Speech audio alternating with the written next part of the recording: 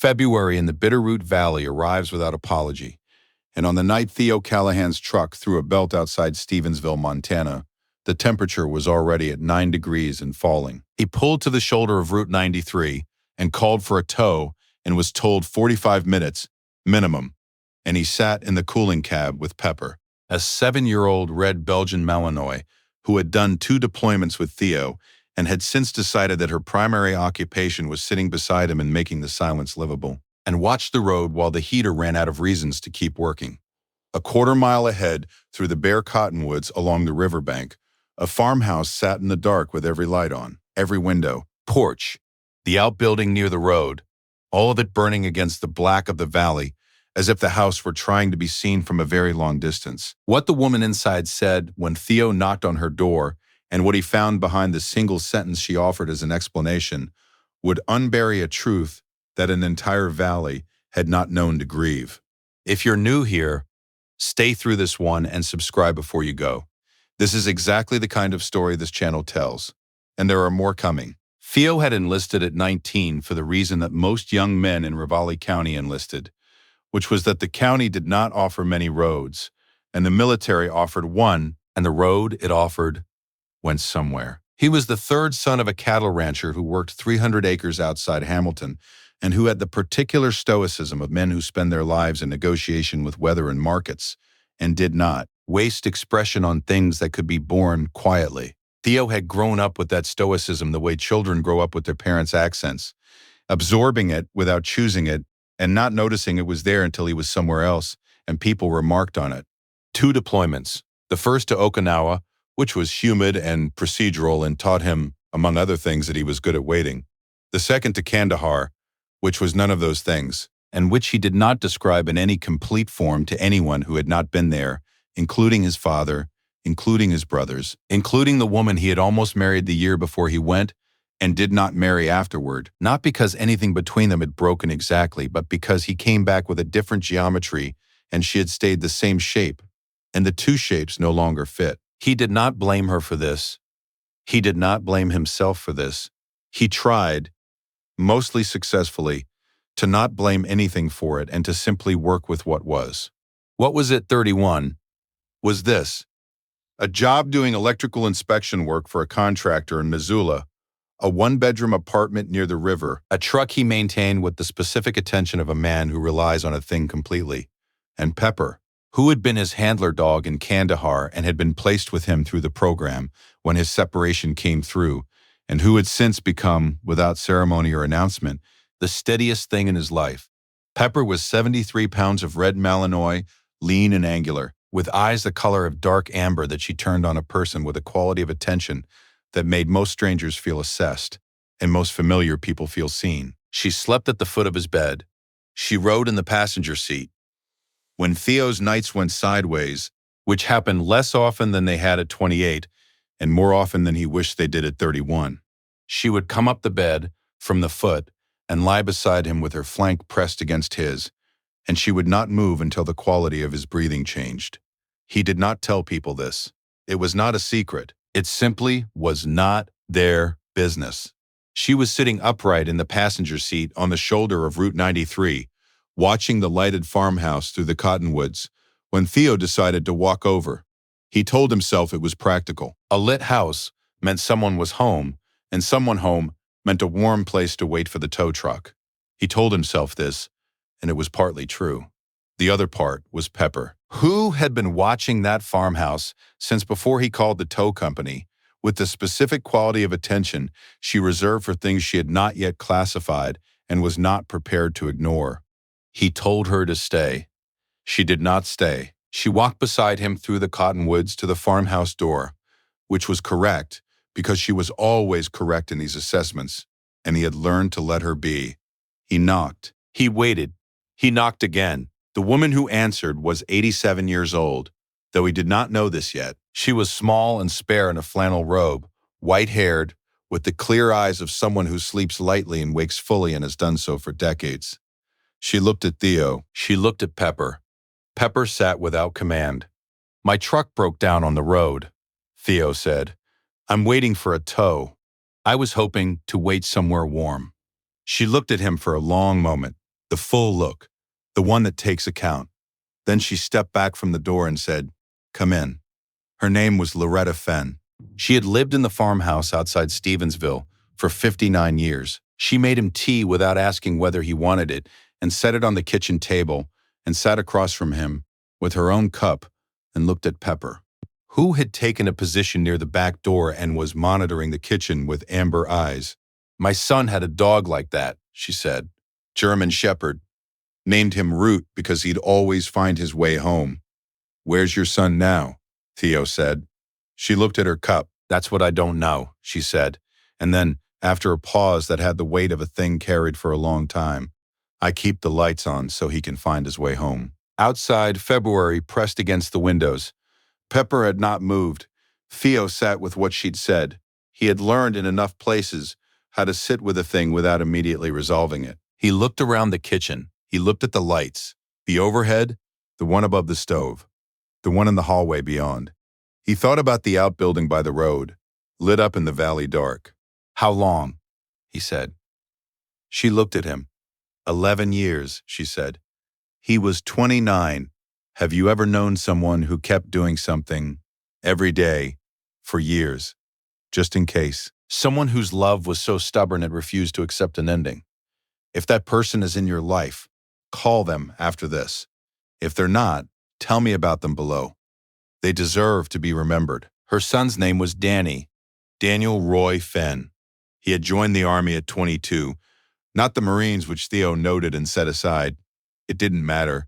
Service was service and grief was grief, and had done 2 tours, come home and spent 3 years trying to find the shape of a civilian life that fit around what he'd brought back. He had struggled with the weight of those years in the way that a generation of veterans had struggled, in the way that the country was only beginning to understand and had not yet figured out how to properly support.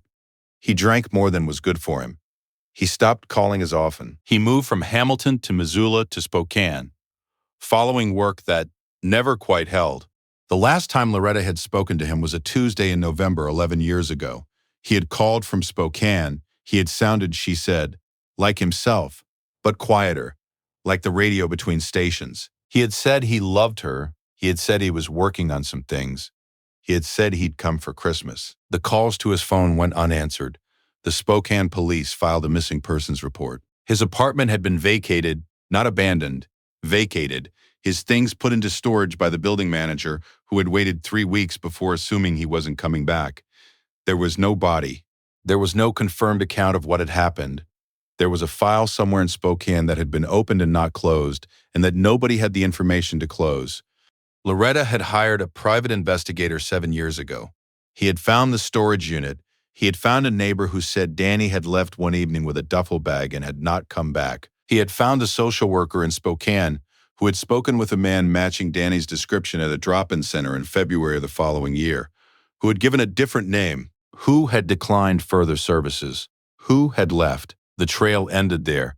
The investigator had given her a report in a manila envelope and charged her $2,000 and told her he was sorry he had taken it as far as the evidence went. She had put the report in the drawer beside the kitchen table. She had turned on every light in the house that night. She had not turned them off. "The electric bill," Theo said, not unkindly. "The electric bill," she said, without embarrassment, "is the electric bill." Pepper had moved while Theo was listening. He had not noticed her move, which was a thing she did sometimes, simply relocating without announcing it, arriving at a position that only became apparent after the fact. She was now sitting beside Loretta's chair. She had not put her head on Loretta's knee. She was simply there, the way she was simply there at the foot of Theo's bed. Present, steady, asking nothing. Loretta looked down at her. She set her hand gently on the dog's head. She did not speak for a moment. When she did, she said, "He used to call me on Sundays. Every Sunday, without fail, for years, even when the calls got shorter, even when he got quieter. A pause. I still sit here on Sunday afternoons. I know he's not going to call. I sit here anyway." Theo said nothing. He had learned that some things are not improved by a response. The tow truck came an hour later than promised. Theo stayed for the hour and 40 minutes. He drank 2 cups of tea. He listened. He did not offer comfort in the performative way, because Loretta was not a woman looking for performance. She was a woman who had been carrying something in the quiet and had on a February night let it sit on the table for a while with someone who seemed capable of looking at it without flinching. When the tow truck driver called to say he was on the road, Theo stood and thanked her. He asked for her number. She gave it to him the way she gave everything, matter-of-factly, without ceremony. He said he'd be in touch. She said she hoped the truck wasn't too badly damaged. He said he'd manage. He stood at the door for a moment. "Mrs. Fenn," he said, "when Danny called from Spokane that last time, did he say where he was staying?" "A place called the Riverside," she said. He said it was temporary. He wrote it down. What Theo did over the next 3 weeks was not a mission in the military sense. It was something quieter, methodical, patient, the particular kind of quiet persistence that the military teaches you whether you want it or not. He was good at waiting. He was good at following a thread without announcing that he was following it.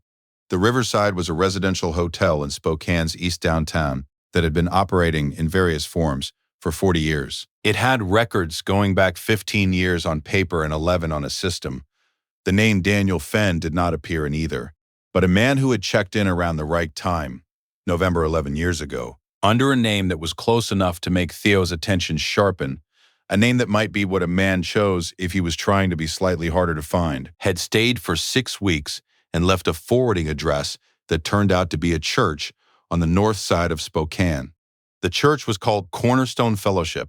The pastor who had been there 11 years ago had retired to Coeur d'Alene. His name was Pastor Gerald Briggs. Theo drove to Coeur d'Alene on a Saturday. Gerald Briggs was 74 and answered the door of a neat house near the lake with the unhurried manner of a man who had spent 40 years listening to people and had found it was the right pace for most things. He looked at Theo. He looked at Pepper, who sat beside Theo's leg. He said, "Come in." Theo explained what he knew and what he was looking for. Gerald listened without interrupting. When Theo finished, Gerald was quiet for a moment. Then he said, "Daniel Fenn." He said it the way you say a name you have not said in a long time but have not forgotten. Gerald told him what he knew. Danny had come to the church in the winter. January, he thought, the year after he'd left the Riverside. He had been sleeping rough for a period, Gerald believed, though he never said so directly. He was the kind of man, Gerald said, who would acknowledge nothing that he felt diminished him. And so you learned to work around that and not ask directly and simply offer what you had. He had worked odd jobs through the spring. He had attended services irregularly. He had never spoken of his family. Gerald had not asked. In April of that year, a woman from the congregation named Ruth Halverson, who ran the church's connections to a transitional housing program on the city's east side, had helped Danny into a placement. He had taken it. He had been clean for several months by then, Gerald believed, and was trying to hold the shape of something. He had left Cornerstone in May. He'd given Gerald a handshake and no forwarding information. Gerald paused. Then he said, "I think he was ashamed."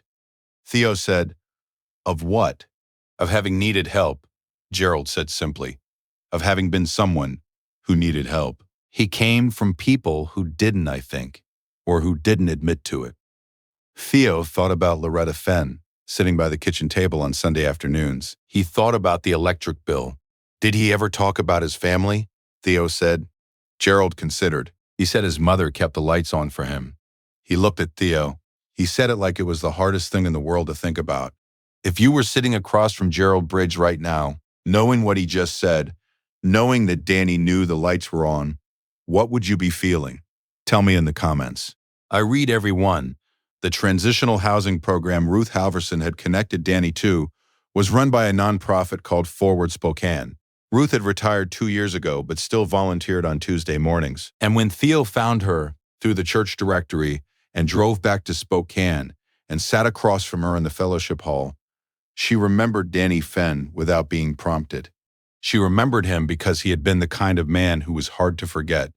Not dramatic, not demanding, but present in a way that made you aware of him. He had stayed in the Forward Spokane placement for 7 months. He had worked. He had stayed clean as far as anyone knew.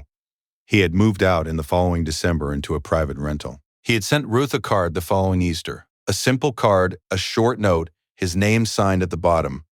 Ruth went to her car and came back with a folder. She kept records.